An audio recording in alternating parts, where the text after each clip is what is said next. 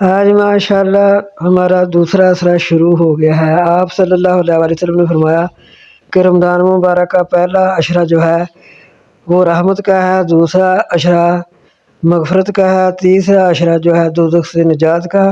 تو ماشاءاللہ جہاں ہم نے دوسرے عشرے کا روزہ رکھ لیا ہے، اللہ تعالیٰ ہمیں زیادہ تو زیادہ توفیق دے کہ ہم اپنے اللہ تعالیٰ کو منائیں، اللہ تعالیٰ سے اپنے گناہوں کی معافی مانگ لیں، اللہ تعالیٰ ہم پر راضی ہو جائیں۔